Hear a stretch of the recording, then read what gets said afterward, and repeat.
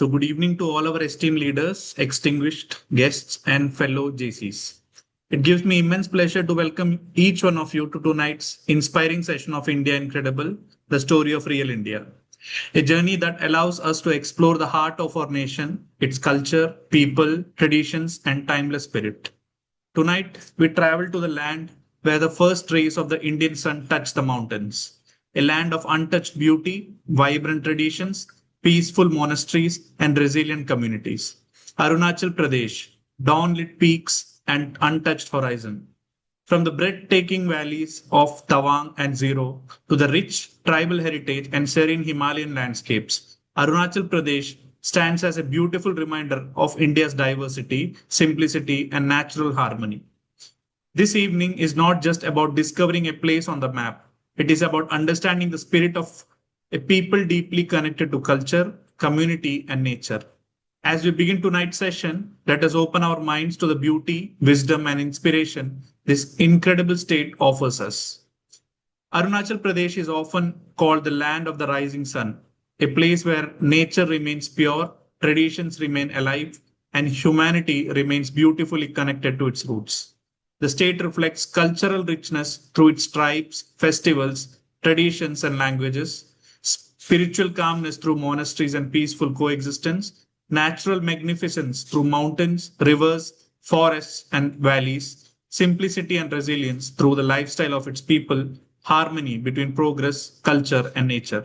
But beyond its scenic beauty, Arunachal Pradesh teaches us something deeper that true development must preserve identity, that leadership becomes meaningful when guided by humility, and that the strongest societies are built on harmony, respect, and human connection.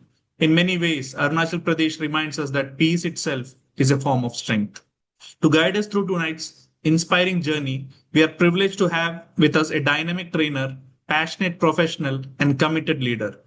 A dentist by profession, a tobacco cessation expert by passion, and a lifelong learner by choice. He believes that only painless and guilt-free smiles can show your best expression.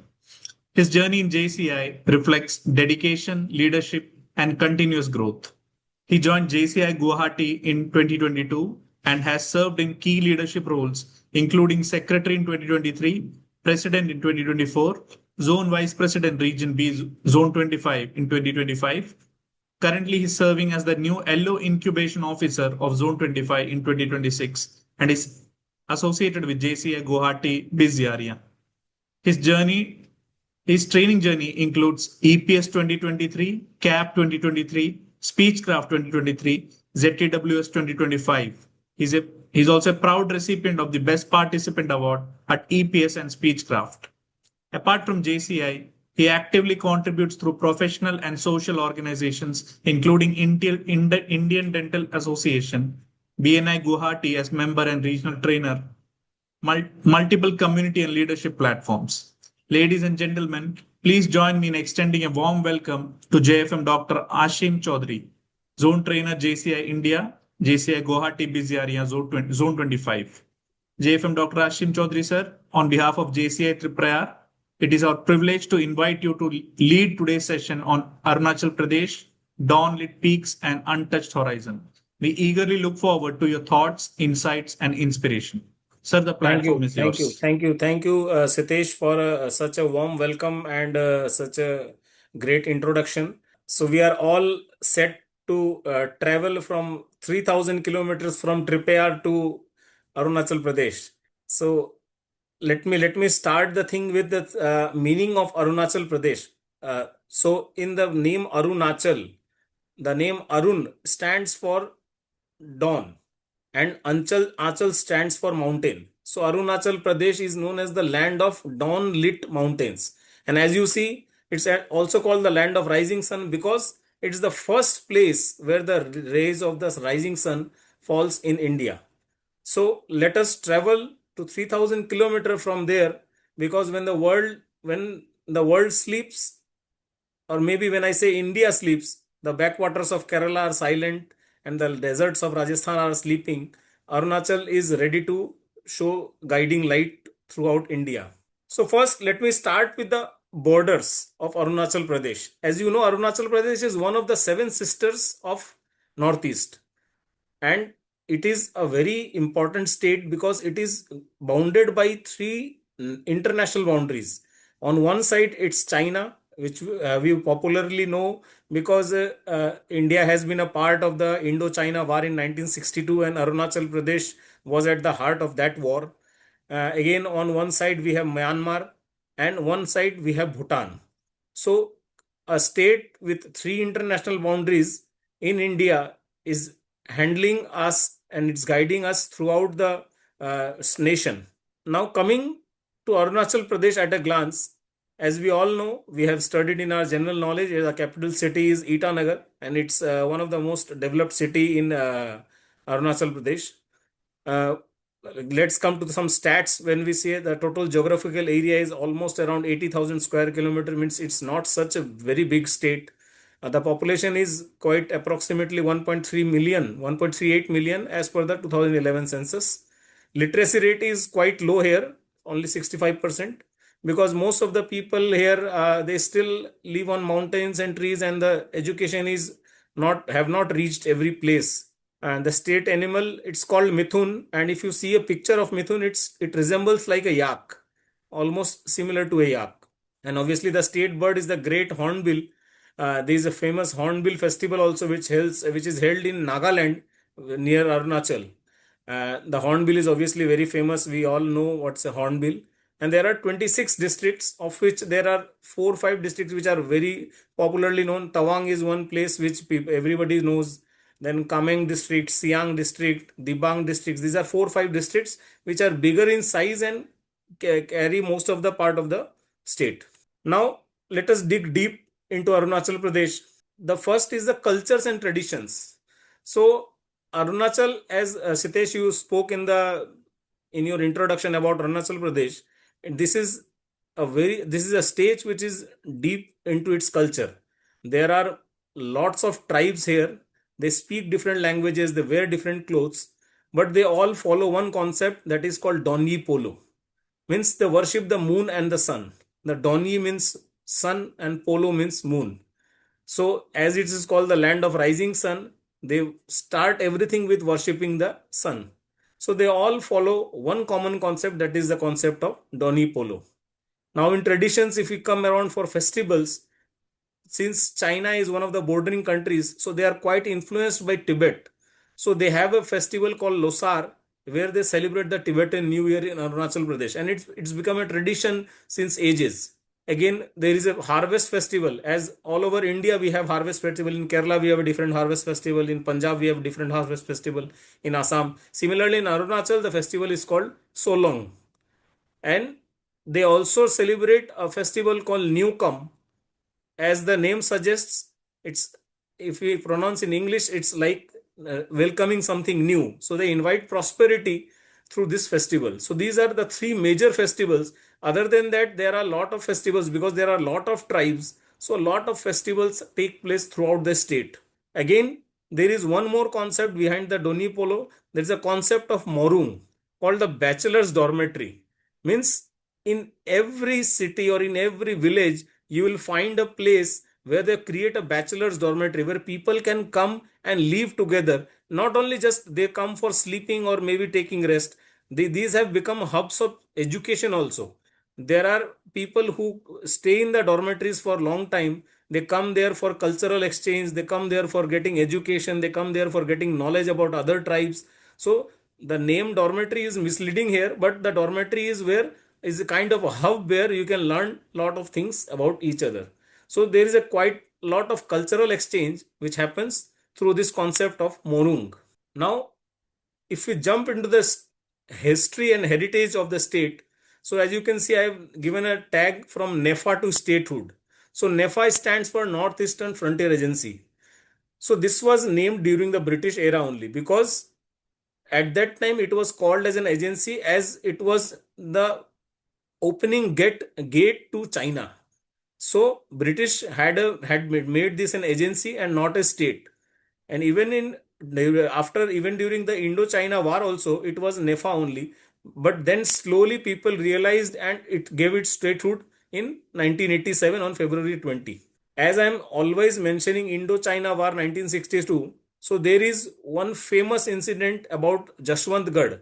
It's regarding a Havaldar, Mr. Jaswant, who, along with his team, was standing there as I don't know if many of the people have visited Arunachal or not, but I recently went on a trip to Arunachal. It's full of snow-capped mountains, such places where it is not very easy to stay. But and nowadays, I'm talking about 2026, where development has gone too far. And when we go back to 1962, the development was not that much. So at that stage, such people who were fighting for India, Mr. Jaswant, he with his team of 5 members was staying there for 3 days, and he fought with his platoon to save India. And in his memory only, there is one memorial that has been created in when we go on the way to Tawang. It's a very beautiful place. Even you can find old bunkers are still there, which were used, old telephone booths and old spaces where the army people used to live. They are still preserved in this memorial. And it's a very beautiful place where you can find all the army related things so that you can get an experience about how India fought that Indo-China war. And also, again, if we come to heritage, Tawang Monastery, the picture in the background of this slide is the Tawang Monastery. It's the India's largest and the world's second largest monastery. So we can see this is an heritage, and that was built in 17th century, and people are still continuing. People come from far states, from far countries to visit this monastery because it's one of its kind. It's situated at such a height where it feels like it's almost in the clouds, situated almost in the clouds every time. Now, as we speak about history and heritage, we jump into the people and lifestyle of this state. So, as I said, there are a lot of tribes. So, 26 major tribes and over 100 sub tribes. So, there is unity in extreme diversity. There are a lot of tribes which live together in this state. And already Sitesh has mentioned they have deep respect for their community and forests. When I had a visit there, I saw people. I was about to pluck an orange from a tree, and then they asked me, "Do not pluck it because we have to worship the first fruit, and only then you can eat it or we may eat it." So that is how they respect forest, they respect nature. They do worshipping of the nature, and that is how they have preserved the greenery over there. And one more thing, the clothing. If you go and visit on Google also, if you check about Arunachal Pradesh, the 26 major tribes, all tribes have a different clothing. So textile here or clothing here is not just functional. It's not just to cover the body, but it's their indicator of their identity. Every tribal community has a different kind of a clothing. So the clothing also helps you to identify what kind of tribes is that. So I can name a few major tribes, like there are Nishi tribes, Monpa tribe, Apatani, Adi. These are few tribes which are quite famous and which are actually which contributes to most of the population of the space, of most of the population of the state. Now, since there are people, so there will be language and literature. So as there are more than 26 major tribes and over 100 sub tribes, so with almost there are almost 30 to 50 distinct dialects. But the state uses one special language which is Arunachali's Hindi. Have you ever spoken or have you ever heard Arunachali Hindi, Sitesh? Never. So they speak a typical kind of Hindi. So if I can give some example, यहाँ पे लोग they don't use मैं, दे use हम. मैं क्या कर रहा हूं, they won't tell, they tell हम क्या कर रहे हैं. So that is one thing. Again, they have a very typical thing. Suppose I have to ask you, Shitesh, where are you staying? तुम कहाँ रह रहे हो? So they'll ask me, hey Sitesh, तुम कहाँ बैठ रहा है? So they have a very typical tone and a very typical language. But as you see, there are different tribes, such major tribes and so many sub tribes. So they have a different dialect for each one, but they have one common bridge. Suppose you are in Triprayar, so I hope the major language there is Malayalam. Yes, but in Arunachal, the major language, as per the tribe, it differs everywhere. But the major language here is Arunachal is Hindi. So it's quite easy for people to understand whenever they come from outside also, because ultimately Hindi is used throughout the country. and most of the languages are using the Roman script because it is a very old state. But the Monpas, as I said, since China is a bounding country over here, neighboring country, so the Monpas which stay near the Tibet border, they use the Tibetan script in their language. On the slide, you can see the photo of a lady. Her name is Mamang Dai. She is a Padma Shri awardee from Arunachal Pradesh because she has written a lot of books, poetries about the state's folklore, about the state's beauty, about the state's nature, about the state's communities. She is one who is leading the state from front. Now comes the main part, the tourism and landmarks, because this is why most of the people will visit Arunachal. So as you can see, the first two, the Sela Pass and the Bumla Pass. So actually we have written it past for easier understanding. Otherwise the meaning Se La means pass and Se is the name. Similarly Bum is the name and La means pass. So but people have made it easy to understand. So it's Sela Pass and Bumla Pass. So the fact about Sela Pass is that it's at 13,700 feet and it's a motorable pass, means you can go by driving to Sela Pass at such a height at 13,700. And Bumla is also the Indo-China border where you can visit as a tourist from India, and it's at a height of 15,200 feet. So these are two attractions which people generally visit Arunachal for. Again, Zero Valley, as you already mentioned in your introduction about Arunachal, Zero is one of the aspirant of UNESCO heritage site in India. Namdapa National Park. Again, the specificity about this national park is that it's the only national park in the whole world where four cat species exist together, because in on the whole world you do not find four different cat species in a single national park. Again, Parshuram Kund, it's a cultural place which is famous for hot springs. Madhuri Lake, now the actual name of the lake was Sangetsar Lake, but the famous Hindi movie Koila was shot here, and Madhuri Dixit came to the place, and after that the lake was named as Madhuri Lake. And people now famous call it Madhuri Lake only. They might have forgotten the older name. And again, the bridge over Siang River. The Siang is a tributary. Siang continues as Brahmaputra in Assam. Now, there is a bridge over the Siang River. I have added a picture also.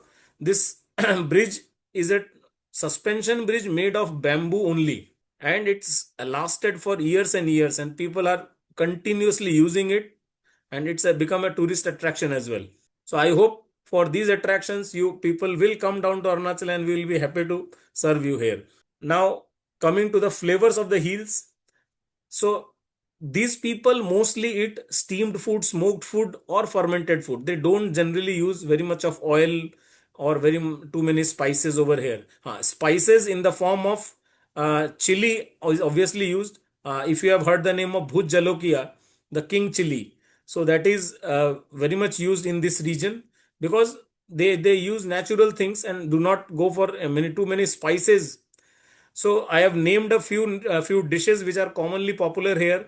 The bamboo shoot. If you understand by the name only, it's the very smallest bamboo shoots. When they start growing, the bamboo shoots are used in too many things. They are used to make curries also. They are used to make achars, pickles. So this is then chura sabji.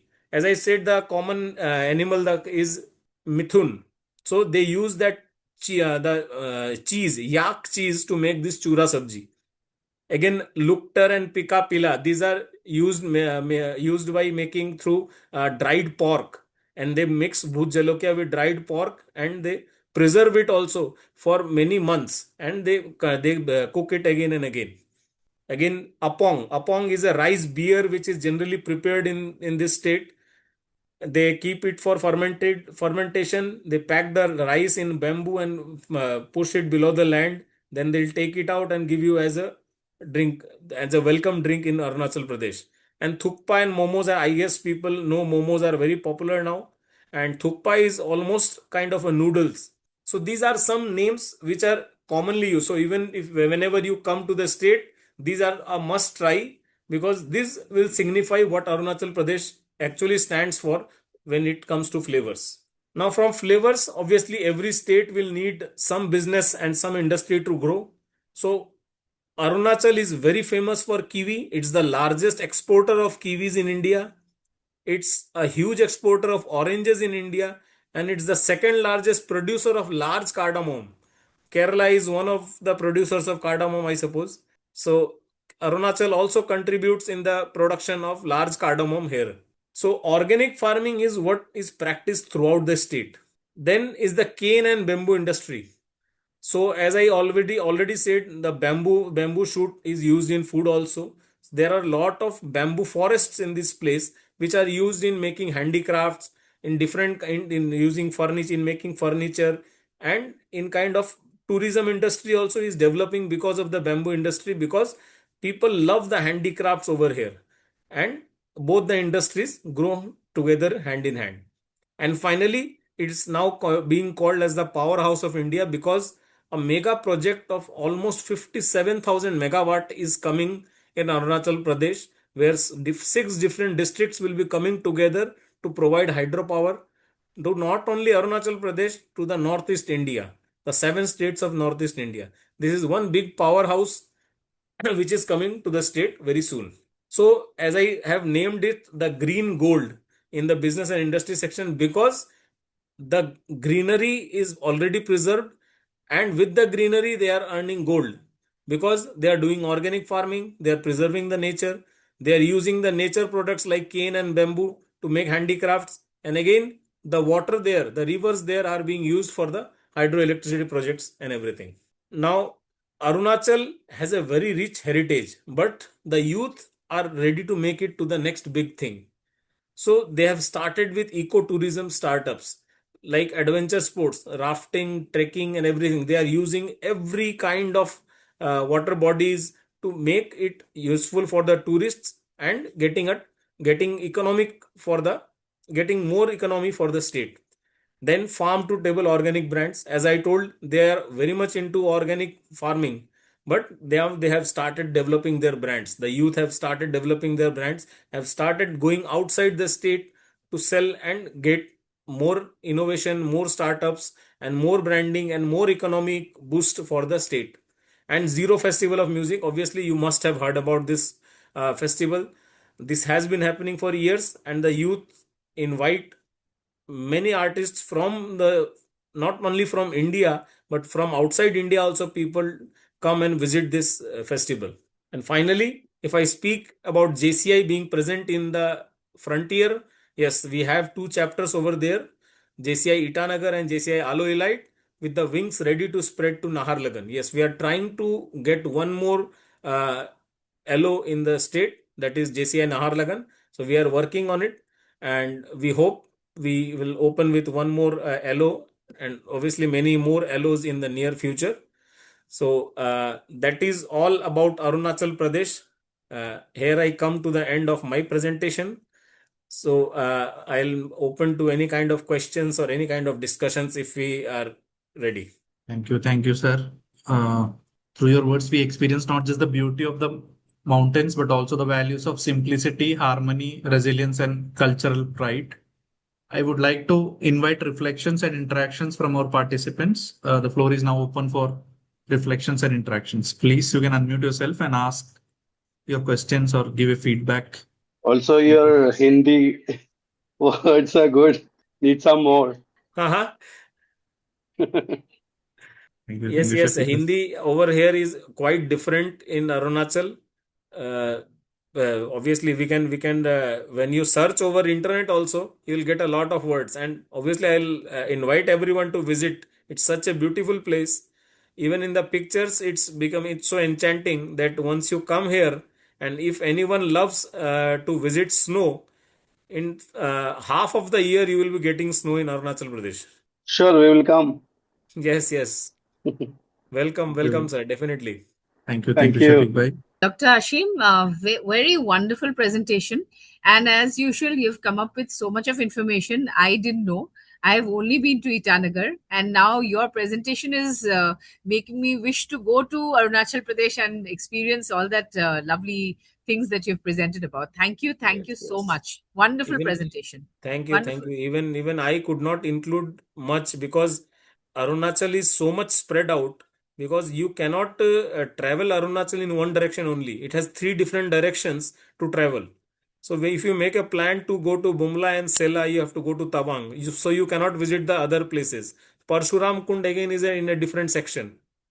So Arunachal Pradesh is very spread out, because so that's why it's not easy to travel on, plus hilly roads and everything. But since I went there in last year in December only, so what I experienced is the work that the government is doing there, or maybe the government of India is doing there to keep our country protected, is by making so beautiful roads over there. So there are 4-lane roads in the hills where army trucks can so easily transport from one place to another at the emergency situations also. I forgot to say this, that way back in 2000, I think, yes, 2000, I had made a documentary which was funded by Northeast Council, and this was on the Arunachal Pradesh hydroelectric power projects. Yeah. So I had made a wonderful documentary, and it was funded by NEC. So I could not go because at that time I had some other issues, but my husband had gone and he had made a lot of friends, even in the Rajiv Gandhi University. So he has a lot of people he knows out there.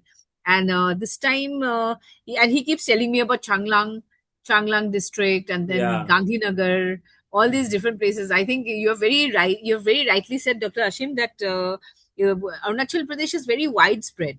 So Yeah. if you speak about one district, I think your entire presentation will be about that particular Yes. district Yes. itself. So whatever the great overview you have given, I think that's really well done. Very Thank well you. done. Thank you. Thank you. Thank you so much. Sir, I had a question. You said that you recently traveled to Arunachal. Yes. Can you just throw some light on that, whether you traveled for traveling purpose or tourism purpose or any official work, and how Yeah, did no, you that plan was your itinerary? completely for tourism, because we wanted, my sons wanted to visit to a snow very place where we can see snowfall or something.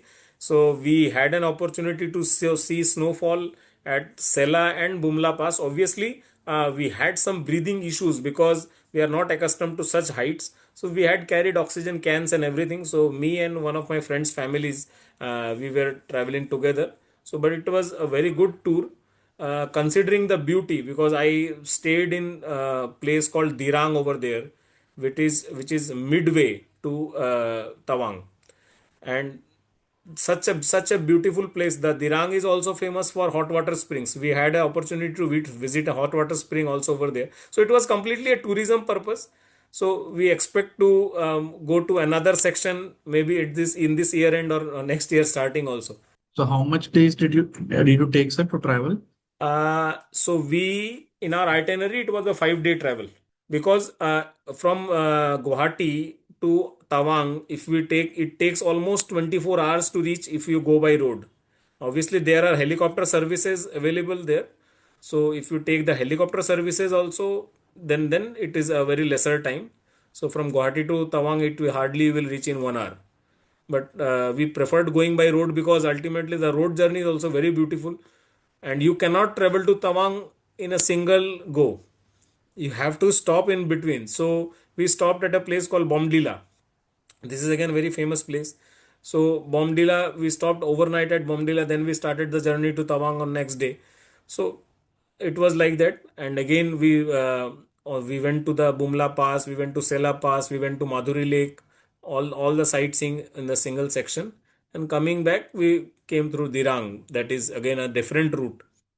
Even in Sela Pass also, they have made a very beautiful Sela tunnel, a very beautifully carved tunnel in the mountain area on such a height. That is also a beauty to watch. Yes.